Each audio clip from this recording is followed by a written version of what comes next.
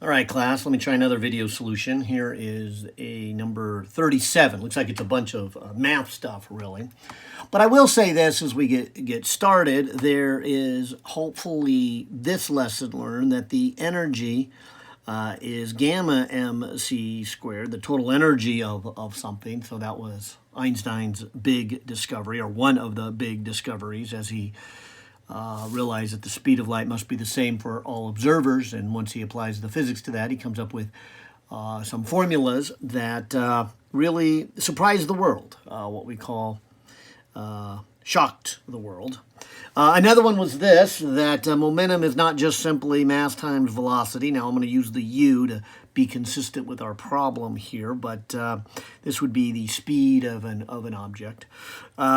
And then there's this factor of gamma. And since speeds that are close to the speed of light means things like gamma equaling 1, that's how you're familiar with, and really what what Newton discovered, and that is just mu or mv without the gamma factor. Now, we weren't familiar with this because there was no real usefulness in this in Newton's mechanics, but kinetic energy, if you go gamma minus 1 mc squared and you put gamma approximately 1. Now, not exactly equal to 1, because then you just get to come out with a kinetic energy of 0. Basically, then that is saying that your kinetic energy when you are low compared to the speed of light is small compared to your mass energy. And that's true.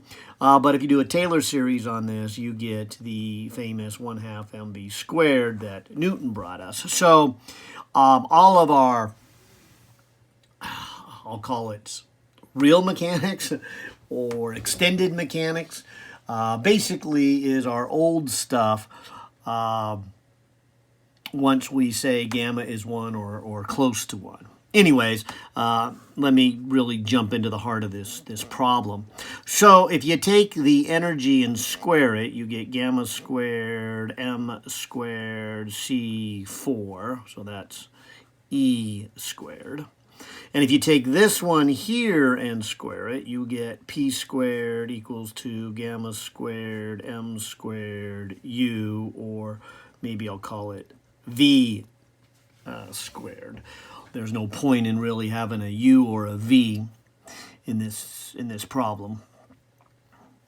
There is no two reference frame and then an object. There's just one reference frame and one object. So we might as well call of our u's, our u prime, and our v all one and the same. So I'm going to call it v, and it matches more of what we're used to for momentum, mv. Okay, now let me then multiply this by a c squared. Because what you'll see right here, if you take these two equations and you subtract them, you get e squared minus p squared over c squared. So that's when you do this and subtract here. So to match it, we would have this term, gamma squared m squared c to the 4th. And then we would subtract gamma squared m squared v squared c squared. Now, if you take a look at the things that are the same here, but maybe you'll see here that I could factor out a gamma squared. I could even factor out, and I'll write it this way, as an mc squared squared.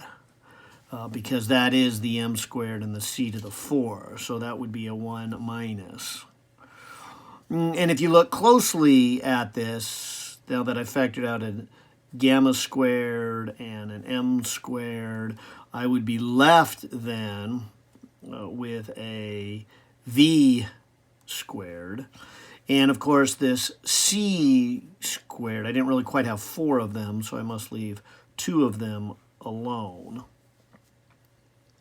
And then if you keep in mind that that's what, gamma is. Gamma is 1 over the square root of 1 minus v squared over c squared.